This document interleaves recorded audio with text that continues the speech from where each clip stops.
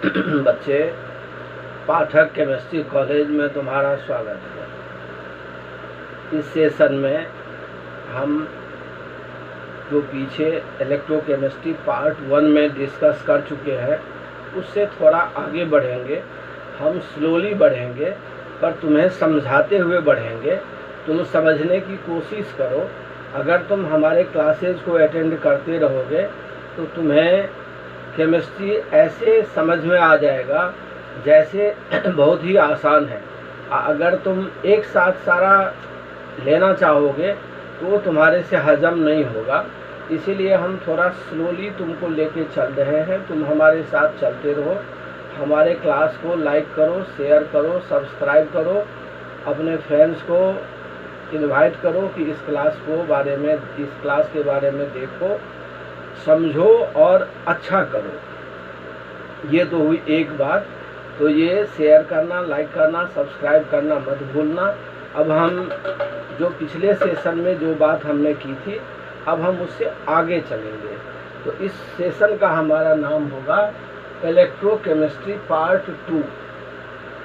अभी भी हम 11th की ही बात इस सेशन में भी चर्चा करेंगे क्योंकि उससे तुम्हारा वो रिफ्रेश हो जाएगा। अब रिफ्रेश हो जाएगा तो तुम्हें पुरानी बात याद आ जाएगी, आगे तुम्हें चलने में आसानी होगी। तो अभी हम उसी काम को करेंगे। तब हमने तुम्हें पिछले क्लास में बताया था इलेक्ट्रोकेमिकल सेल के बारे में। वो गैल्वेनिक सेल हो, वोल्टाइक सेल हो, लेकिन वो है क्या, या डैनियल सेल हो, वो है क्या, इलेक्ट्रोकेमिकल सेल है। अब इलेक्ट्रोकेमिकल सेल तुम किसको बोलोगे? तो ए डिवाइस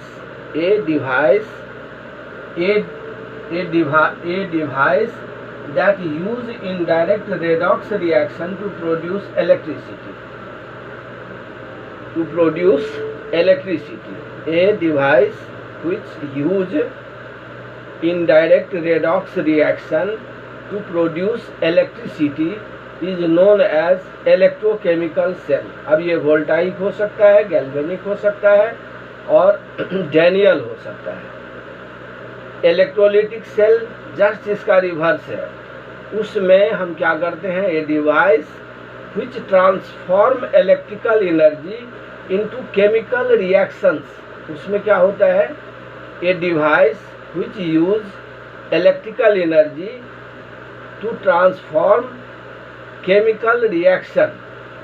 तो दोनों एक दूसरे का अपोजिट है और अगर इसको सम अप कर दो तो that is known as electrochemistry, जिसमें हम केमिकल रिएक्शन से इलेक्ट्रिकल एनर्जी प्रोड्यूस करते हैं और इलेक्ट्रिकल एनर्जी से केमिकल रिएक्शंस में हेल्प लेते हैं और उसको परफॉर्म करवाते हैं।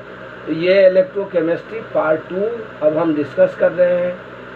हमने तुम्हें इलेक्ट्रोकेमिकल सेल के बारे में बता दिया कि यह एक ऐसा डिवाइस है जो केमिकल रिएक्शन में जो रेडॉक्स रिएक्शन है उसका इनडायरेक्ट यूज करके ये हमें इलेक्ट्रिसिटी देता है, इलेक्ट्रिसिटी प्रोड्यूस करता है ये। तो ये हुआ इलेक्ट्रोकेमिकल सेल। अब हम इससे आगे बढ़ेंगे।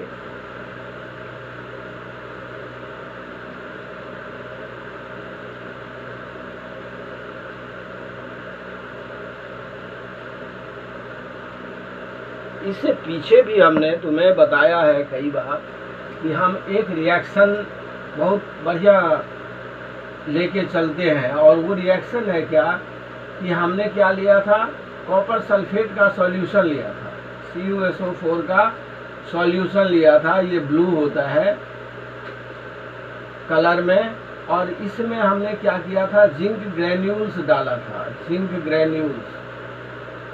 ग्रैन्यूल्स डाला था,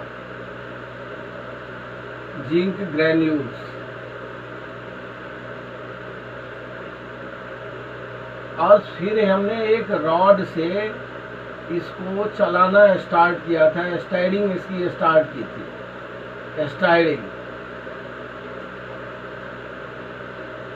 स्टाइरिंग की थी, घुमाया था इसको। तो हमने क्या पाया, हमने पाया कि ये ग्रेन्यूल्स धीरे धीरे डिजॉल्व होता रहा कॉपर सल्फेट के सॉल्यूशन में, और ये जो ब्लू कलर था वो हल्का पड़ता गया, हल्का पड़ता गया, और अल्टीमेटली ब्लू कलर वैनिश हो गया। और यहाँ पे हमें कॉपर पाउडर मिला, Cu पाउडर, कॉपर पाउडर मिला। हमने ये भी नोट किया कि इसमें ये जो बीकर था ये हॉट हो गया ड्यूरिंग द प्रोसेस। यहाँ पे क्या हुआ, तो ये बीकर जो था वो हॉट हो गया, गर्म हो गया। अब ये हॉट हो गया तो इसका मतलब, हमने तुम्हें इससे पीछे बताया कि ये एक थर्मोडायनामिकली एक्सोथर्मिक रिएक्शन है। अब ये जो थर्मोडायनामिक रिएक्शन में एक्सोथर्मिक रिएक्शन है, वो जो हीट एनर्जी आई कहाँ से आई? नेचुरली ये जो रिएक्शन हुआ, कौन सा रिएक्शन हुआ? Zn प्लस CuSO4, इसमें ZnSO4 बना और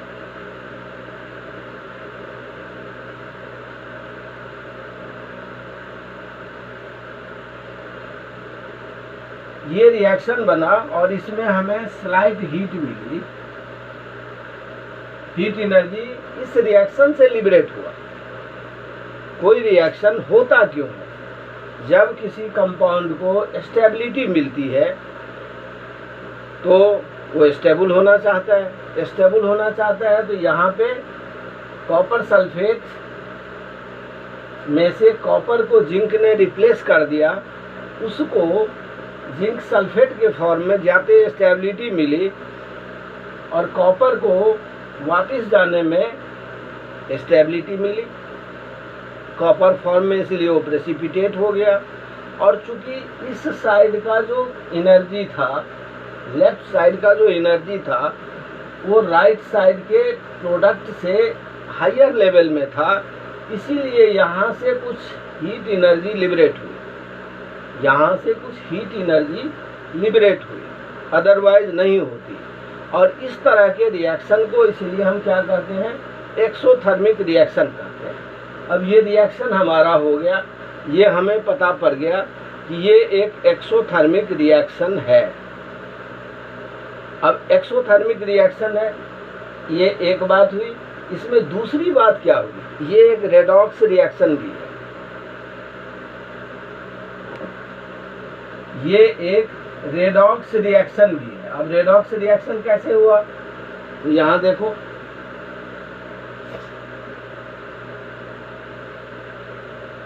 जिंक Zn2+ में चेंज हुआ और 2 इलेक्ट्रॉन इसने निकाल दिए। ये क्या हुआ? ऑक्सीडेशन। This is oxidation. और कॉपर ने क्या किया? यहाँ पे Cu2+ फॉर्म में था,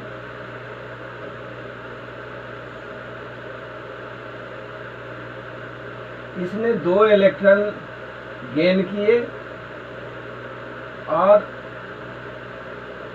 Cu0 के फॉर्म में आ गया।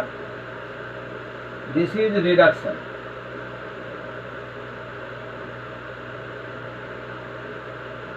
ये हो गया रिडक्शन। तो ये फिर क्या हुआ? ये एक रेडॉक्स रिएक्शन हो गया। पीछे तुमने ये समझा ये एक एक्सोथर्मिक रिएक्शन है जिसके वजह से हीट एनर्जी निकली। अब दूसरा इसमें तुमने ये देखा कि ये एक रेडॉक्स रिएक्शन भी है। और इलेक्ट्रोकेमिकल सेल को हमने क्या डिफाइन किया कि a device which use indirect redox reaction to give us electrical energy. ठीक है, तो अब ये होगा कैसे? यहाँ तो ये डायरेक्ट कांटेक्ट में था, यहाँ पे जिंक कॉपर के डायरेक्ट कांटेक्ट में था, इसीलिए हीट यहीं पे लिबरेट हुई। और ये जो हीट लिबरेट हुई इससे हमारा सॉल्यूशन और बीकर दोनों हॉट हो गया, गर्म हो गया। तो ये हमारा ऑब्जर्वेशन था पीछे का। अब आगे जो भी बातें होती हैं, जितनी घटना घटती है, अभी जैसे कोरोना महामारी फैली हुई है, different scientist, different doctors, different तरह के लोग इस खोज में लगे हुए हैं कि इसका वैक्सीन बने, मतलब एक डेवलपमेंट चाहते हैं, एक रिसर्च चाहते हैं। तो सिमिलरली ये प्रक्रिया शुरू से चलती आ रही है। तो अब ये रिएक्शन जब एक आ रहा था तो इसको ऑब्जर्व किया लोगों ने अलग अलग तरह के एक्सपेरिमेंट किए। तो सबसे पहले अब डैनियल आया। डैनियल कर रहे होंगे ढेर सारे लोग, लेकिन डैनियल को इसमें कामयाबी मिली। उसने क्या किया, ये जो डायरेक्ट रिएक्शन था उसको इनडायरेक्ट कर दिया। अब इनडायरेक्ट कैसे किया?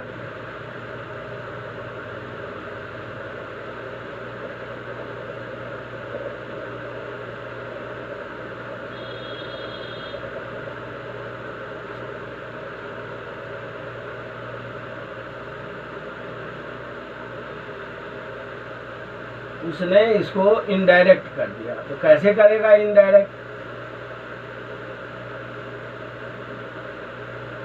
मॉडिफाई कर दिया उसने। क्या मॉडिफाई किया?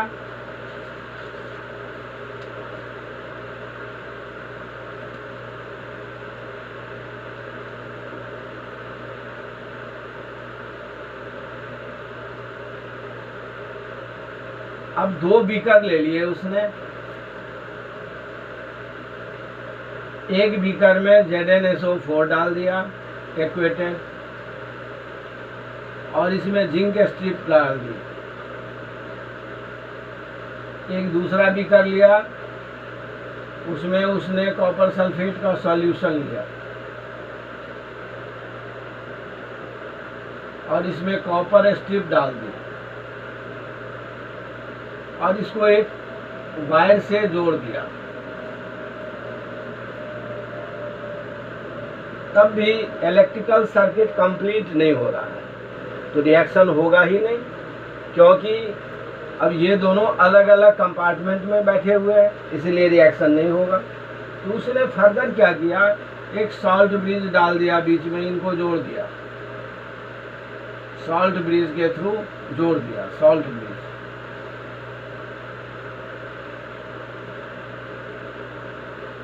अब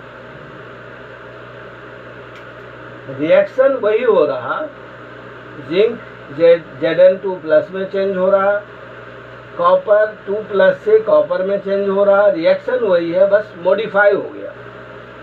अब क्या हुआ, मॉडिफाई हो गया, अलग अलग कंपार्टमेंट हो गए, सॉल्ट ब्रिज के थ्रू उनको जोड़ दिया गया, और जो तुम्हें पीछे हीट एनर्जी ये वाली मिल रही थी, वो हीट एनर्जी इसमें यहाँ वोल्टेज के फॉर्म में दिखना शुरू हो गया। यहाँ पे वोल्टेज के फॉर्म में दिखना शुरू हो गया। इसका मतलब कि इलेक्ट्रिकल एनर्जी प्रोड्यूस होना शुरू हो गया। अब ये सबसे पहले किसको कामयाबी मिली, डैनियल को। इसीलिए हम इस सेल का नाम डैनियल सेल बोलते हैं। अब डैनियल सेल है क्या, इसको समझ लो। ये हमने एक मॉडिफिकेशन बताया, जो हमारा पीछे का केमिकल रिएक्शन था, उस केमिकल रिएक्शन से हीट एनर्जी लिबरेट हो रही थी, उसमें ऑक्सीडेशन और रिडक्शन रिएक्शन हो रहा था। अब वो जो डायरेक्ट हो रहा था एक जगह, उसको हमने इनडायरेक्ट कर दिया।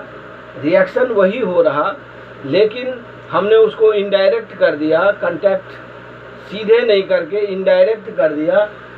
तो ये काम किसने किया, डैनियल ने किया। अब डैनियल ने कैसे किया, तो 2 कंपार्टमेंट ले लिया, 2 कंपार्टमेंट ले लिया, जिंक सल्फेट सॉल्यूशन लिया 1m का, 1m मतलब 1 मोलर का, कॉपर सल्फेट का सॉल्यूशन लिया 1 मोलर का, इसमें कॉपर स्ट्रिप डाल दी, इसमें जिंक स्ट्रिप डाल दी। ये वाइट कलर में होता है जिंक सल्फेट, और कॉपर सल्फेट ब्लू कलर में होता है। फिर फर्दर उसने क्या किया कि ये एक सॉल्ट ब्रिज से दोनों कंपार्टमेंट को जोड़ दिया, दोनों बीकर को जोड़ दिया, और टेम्परेचर इसका 298 डिग्री के रखा एट STP, अर्थात 25 डिग्री C पे। प्रेशर 1 एटमॉस्फेरिक प्रेशर ही रखा, जिसको हम 1 बार बोलते हैं, उस पे रखा और यहाँ पे एक वोल्ट मीटर जोड़ दी। तो इसमें हुआ क्या कि जिंक, पीछे हमने तुम्हें इलेक्ट्रोड में बताया था कि मेटल की एक टेंडेंसी होती है कि अगर वो अपने आयन के कांटेक्ट में आएगा तो एक इक्विलिब्रियम सेटअप करेगा। क्या इक्विलिब्रियम सेटअप करेगा?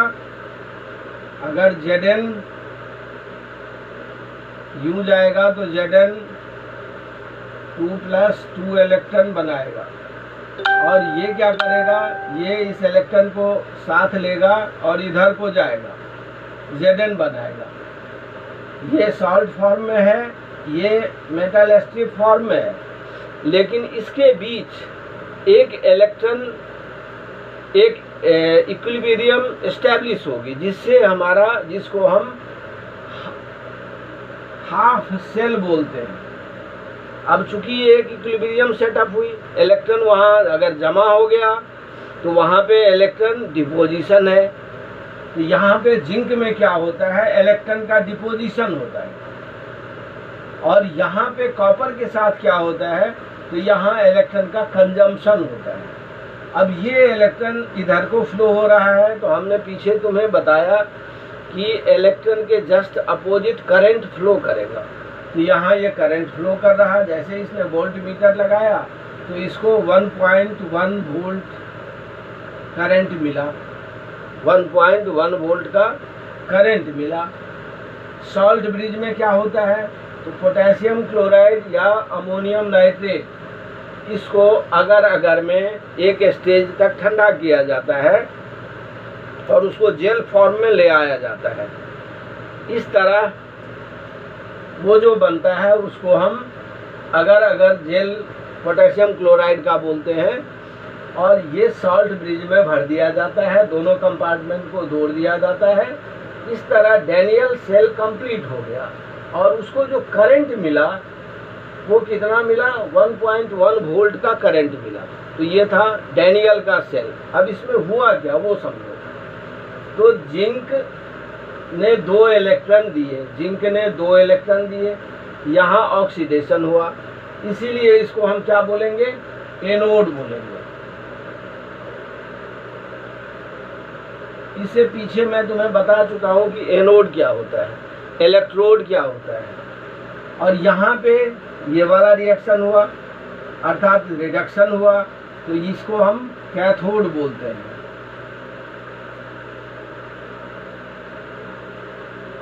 मैंने तुम्हें ये भी बताया कि रिडक्शन वाले साइड से करंट फ्लो करेगा एनोड वाले साइड में, क्योंकि इधर से इलेक्ट्रॉन आ रहा है इस डायरेक्शन में, तो करंट इस डायरेक्शन में फ्लो करेगा। रिएक्शन ऑक्सीडेशन और रिडक्शन का है, इसीलिए ये रेडॉक्स रिएक्शन इनडायरेक्ट वे में है। क्या है, इनडायरेक्ट वे में है। तो केमिकल सेल जो इनडायरेक्टली रेडॉक्स रिएक्शन को यूज करता है और इलेक्ट्रिसिटी प्रोड्यूस करता है, उसको हम इलेक्ट्रोकेमिकल सेल बोलते हैं। डैनियल ने जो पहले का रेडॉक्स रिएक्शन था उसको मॉडिफाई करके एक प्रैक्टिकल शेप दे करके एक डिवाइस बनाया जिसको हम डैनियल सेल बोलते हैं, और ये हाफ सेल रिएक्शन हुआ, इसको ये वाला हाफ सेल रिएक्शन हुआ। Zn2+ और 2 इलेक्ट्रॉन मिले यहाँ, ये हाफ सेल रिएक्शन हुआ। यहाँ पे Cu2+ + 2 इलेक्ट्रॉन और ये Cu मिला, ये एक अलग हाफ सेल रिएक्शन हुआ। 2 इलेक्ट्रोड मिले हमें, 2 इलेक्ट्रोड मिले, उसके बीच एक पोटेंशियल डिफरेंस मिला, इसीलिए करंट फ्लो हुआ इधर से, इलेक्ट्रॉन फ्लो हुआ इधर से इधर, एनोड टू कैथोड, और इलेक्ट्रिसिटी फ्लो हुई इधर से इधर, जो हमें वोल्ट मीटर में मिला। तो ये डैनियल सेल था हमारा, जो 11th में तुम पढ़ चुके हो। मैं समझता हूँ इसमें तुम्हें डैनियल सेल के बारे में, इस रिएक्शन के बारे में, जो पीछे का रिएक्शन था हमारा कि हीट एनर्जी को हमने कैसे कन्वर्ट किया इलेक्ट्रिसिटी में। वो हीट एनर्जी केमिकल रिएक्शन से आया था, इसीलिए ये इलेक्ट्रोकेमिस्ट्री के अंदर पढ़ा जाता है। ये रेडॉक्स रिएक्शन था, इसीलिए हमने इसको इनडायरेक्ट बोला। तो अब अगर तुम इस वीडियो को अच्छी तरह सुनोगे और समझने की कोशिश करोगे तो तुम्हें डैनियल सेल समझ में आ जाएगा, ऐसा मैं मानता हूँ। और डैनियल सेल समझ में आ जाएगा तो गैल्वेनिक सेल और वोल्टाइक सेल भी समझ में आ जाएगा। वो हम अगले क्लास में चर्चा करेंगे उसके बारे में। अब यहाँ पे हमने इतना तुम्हें बताया, आगे तुम्हारा काम है कि इसको शेयर करो, लाइक करो, सब्सक्राइब करो। थैंक्स।